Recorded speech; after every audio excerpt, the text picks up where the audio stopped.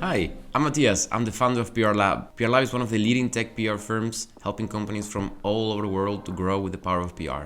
Welcome to our YouTube channel where we discuss everything about doing PR in the digital era. Today, we're going to discuss media training tips. I'm really excited to share all these tips with you. Full disclaimer first, this does not replace immediate training. Immediate training requires a lot of practice, ideally offline together with a PR expert. This is just some tips and tricks in case you have to prepare for an interview. This will definitely help you navigate the interview better. So let's talk first about the principles of media training. Why is it important to media train yourself before an interview? If you don't come to an interview prepared with a journalist, with a podcaster, with a blogger, chances are they will keep control of the narrative and they might take you to say things that you don't want to say, or they might, in a sense, force you or manipulate you to answer certain questions that you don't want to answer. So media training is just simply preparing you to keep control of your narrative and to stay within your comfort zone. So I'm going to be sharing with you 3 tips today about how to navigate interviews with the media and keep control of your narrative. Tip number 1, soundbites. A soundbite is a very short piece of information that you want to share with the media that will make yourself quotable. It's basically how you turn a key message into a, let's say, digested version of a key message that will engage with the media and will basically increase the chances of it being part of the article or the clip that the media will publish. Typically, you should be able to share a soundbite in only 10 to 20 seconds, and it's a sort of mini advertisement of your ideas. It's important to keep it short, aim for about 45 words, or let's say 1 or 2 sentences max. Be clear and direct. So it's important to use simple language that people can easily understand, and you have to make it memorable. So you can incorporate metaphors or comparisons to create a vivid imagery. For example, Jose Mourinho said, "Better eggs mean better omelets," right? And that was something that, made him very quotable.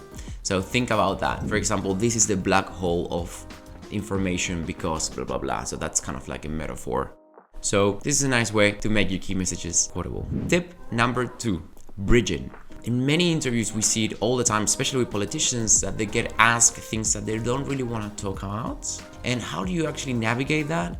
You can always bridge that question back to your comfort zone. How do you bridge? You can just say, for example, let's say that a journalist asks you about reputational damage to your company. For example, they can say, "Oh, but I saw online that you guys lost 10,000 users in the last 3 months." What we don't want to do is to avoid the question. We want to acknowledge the question, but then transition to something where we feel comfortable in.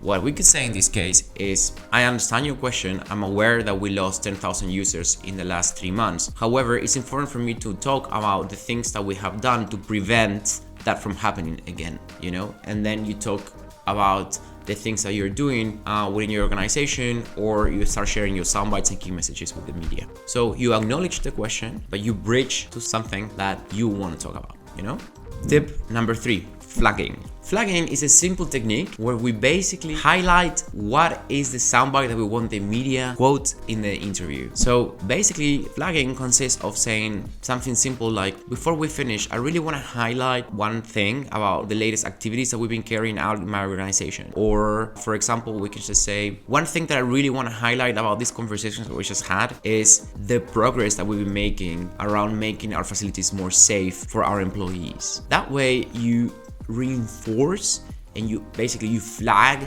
the key message that you want to share with the media and that you want it to be quoted in the interview. Okay, so we talk about soundbites, we talk about flagging, and we talk about bridging. 3 key tips that will make you shine in your interview with the media. Before you leave, subscribe to our YouTube channel. We share plenty of tips like this all the time to help you become a PR pro. And I hope to see you in the headline soon. See you in the next video. Bye-bye.